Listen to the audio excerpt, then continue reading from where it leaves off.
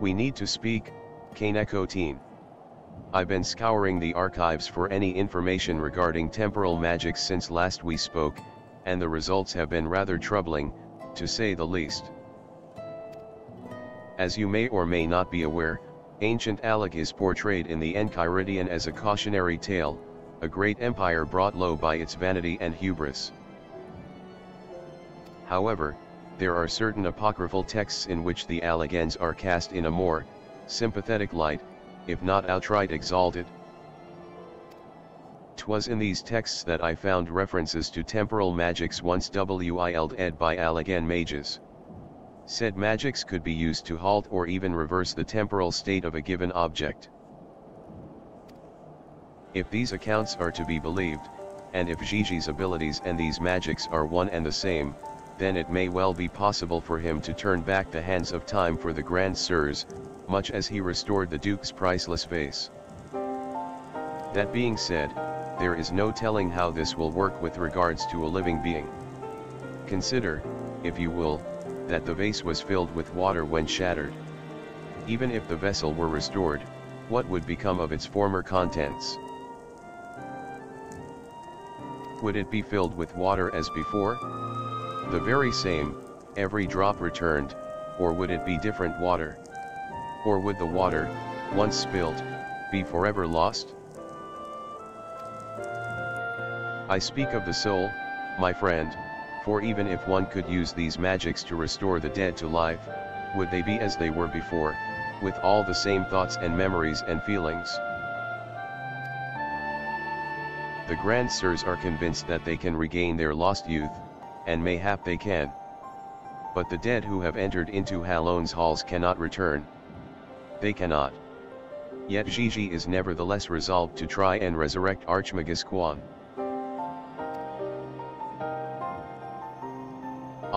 Speaking of which, according to some Charleyan texts in the archives, Archmagus Quan was an accomplished scholar known for his study of ancient Alleghen magics. Further evidence that Gigi's abilities are likely derived from ancient traditions, I suppose. But more importantly, I learned the location of the Archmagus's former residence. Mayhap we could find something of interest there, something which could help us to persuade Gigi to change his course. I had a mind to summon Inspector Hildibrand and make the journey there together. Would you be willing to join us? Excellent.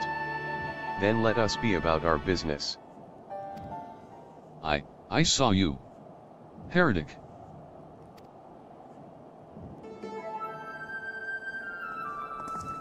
I beg your pardon? Are you accusing me of being a heretic? Yes, you. Inquisitor Sir. I saw you sneak into the archives and seek out the forbidden tomes, saw the mad light in your eyes as you partook of their forbidden knowledge. Oh, for the love of, I did all of that for my investigation. Aha! You admit your crimes. That you did secretly, without permission, in blatant contravention of our rules, read forbidden tomes. Then by virtue of the authority vested in me by the Supreme Sacred Tribunal of Hellenic Inquisitory Doctrine. You stupid, ignorant. Are you all so desperate to keep your goddamn jobs that you'll go around accusing all the world and his wife of heresy? Is that what we've been reduced to? I'm sick and tired of looking for heretics in every bloody shadow, of trying to guess the secret sins of everyone I meet. It's stupid and pointless, and we're better than that, damn it. We're better than that.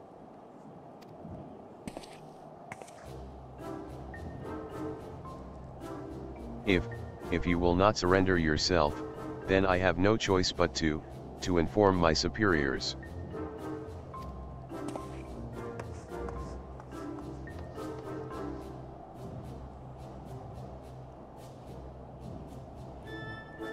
Well, that all came tumbling out, didn't it? I suppose there's no point in trying to convince myself that I have no personal investment in this matter, or that I still have a professional one. Somewhere along the way I stopped looking for the guilty and started looking for the truth, perhaps, and a way to help those in need. But there's no place for people like that in the Inquisition, is there? And it's only a matter of time before that stuttering fool comes back with an armed guard. Let us depart for Ayatol Shahir at once. We need to find the inspector.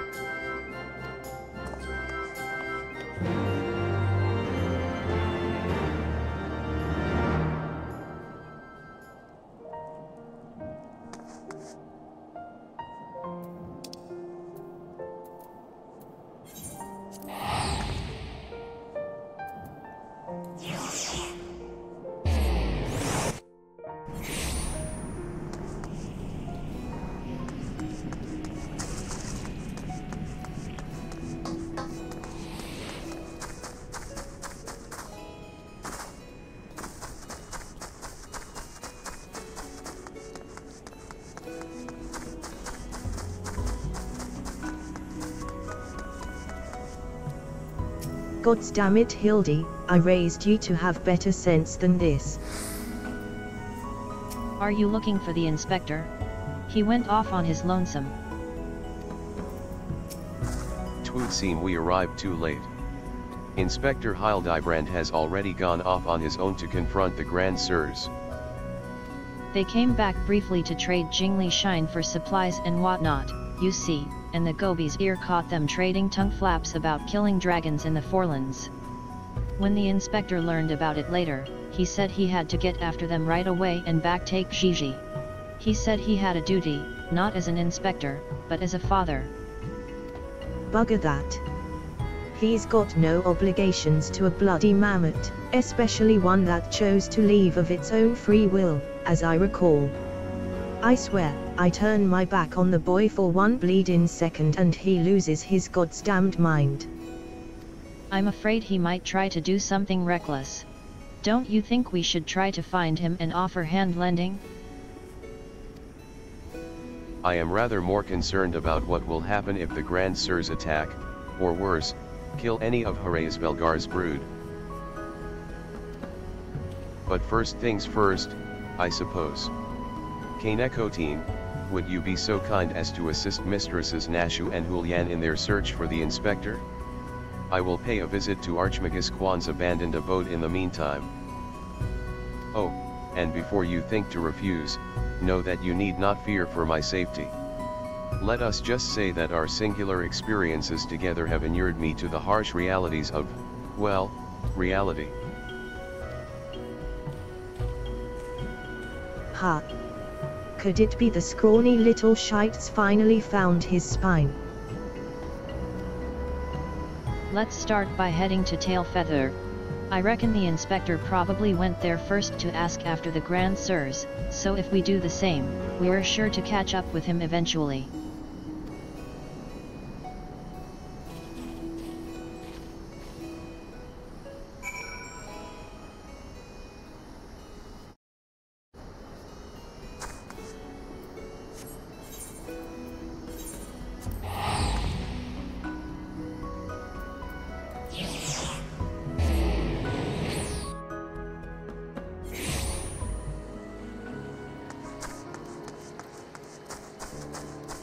I won't let them eat you.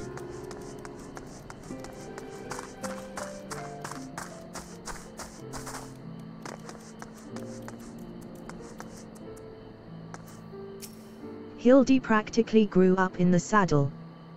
Gave him his firm thighs and buttocks, it did. Right, then. I say we split up and make inquiries separately. If you learn anything about the inspector or the Grand Sirs or Gigi, come and tell me.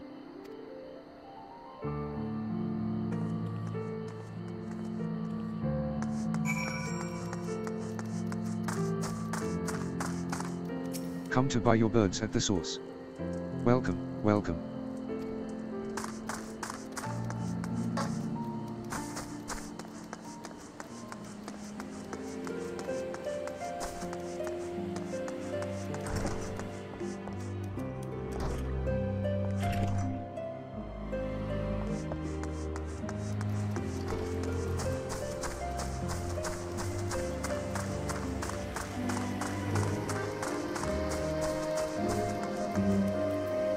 the Ishgardians with the mammoth. They were here, proclaiming to all and sundry that they were going to slay the greatest dragon of them all. The gods only know if the naive fools were serious.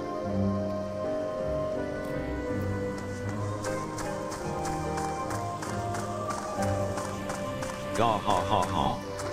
Somebody bring this boy another round. His first be running down his britches. Thor's balls, man. Stop wasting good brew on a whelp what'll just disgorge her gut-wise.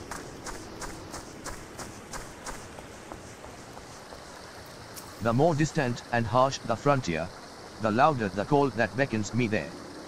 That's the plight of the explorer, and I wouldn't trade it for anything.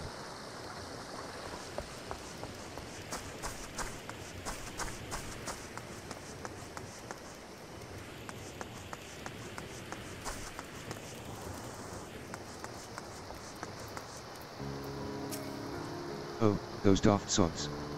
They were for an extreme. Not quite sure what their intentions were, but they were awfully confident, that much I recall.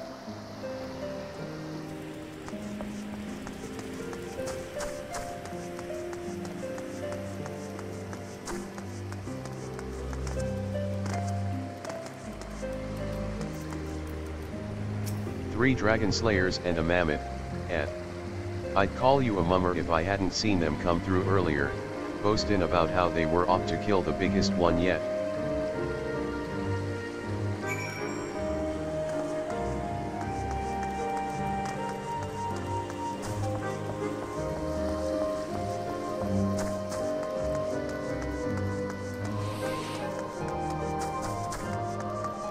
I won't let them eat you.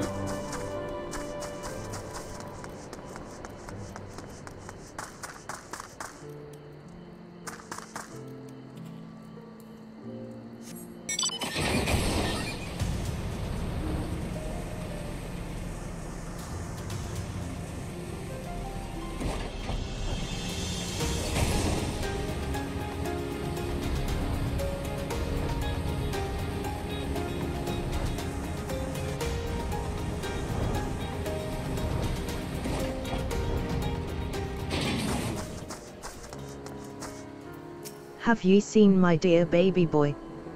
He's about year high and prone to bouts of zombification.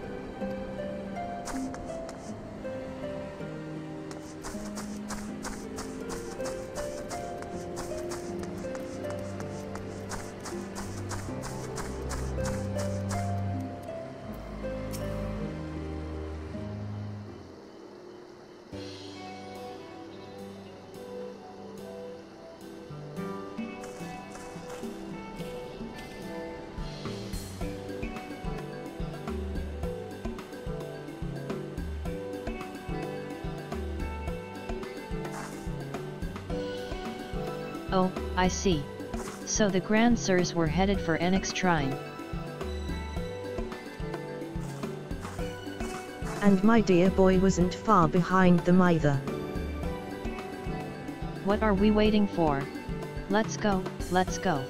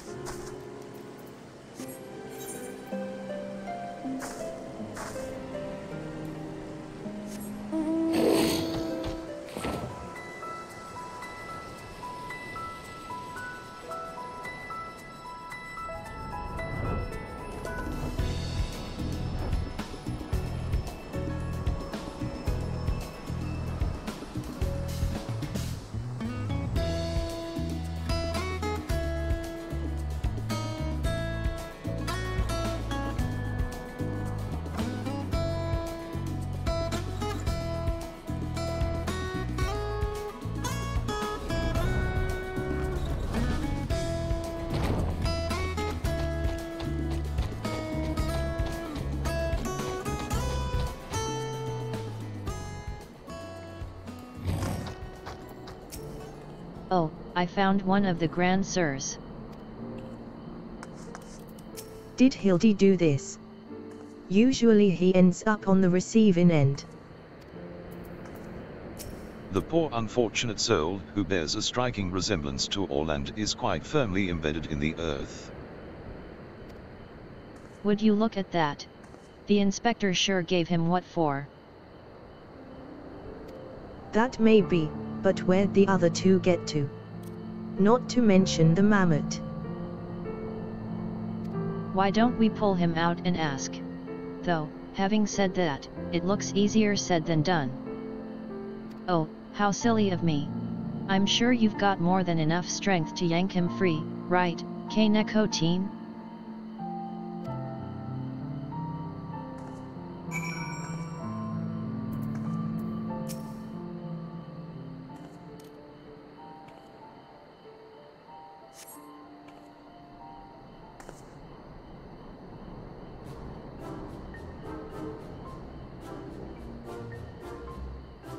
Well, I'll be. He's wearing some sort of magic mask what makes him look just like the inspector, just like that man of 1,000 faces back in Ulda. No, that's Hildibrand all right. There's no fool in a mother's eyes. I say, what trouble has my beloved son gotten himself into this time?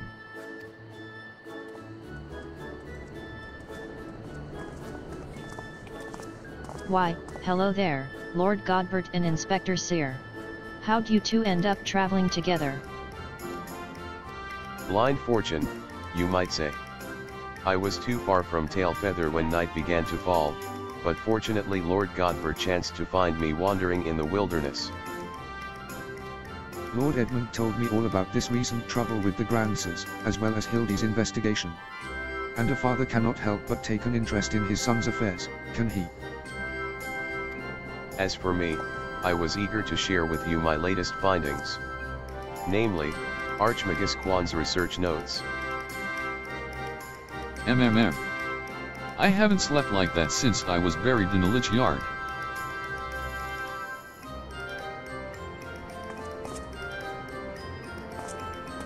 Well. I must confess no small measure of embarrassment to be found in such a state, having been so unceremoniously disposed of by the Grand Sirs. But ignominy notwithstanding, I am most grateful for your succor, and pleasantly surprised to be reunited with you all. This wouldn't have happened had ye waited for us instead of, wait, why in the hells are ye still wearing that rubbish? An impenetrable disguise is essential when consorting with the criminal elements.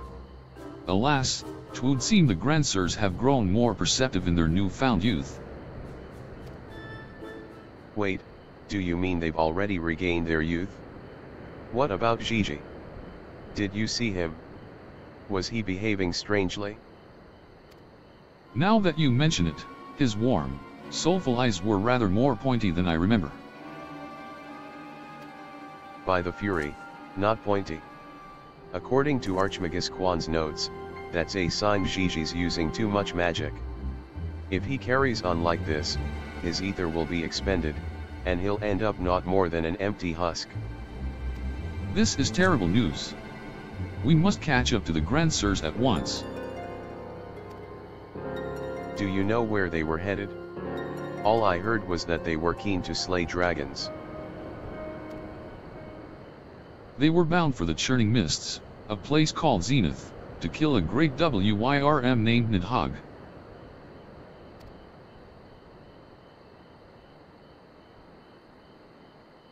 Really? That all happened? Hadadahem. I meant the other one. Hrisvelgar. Hrisvelgar. Fury take me, what could they possibly hope to achieve?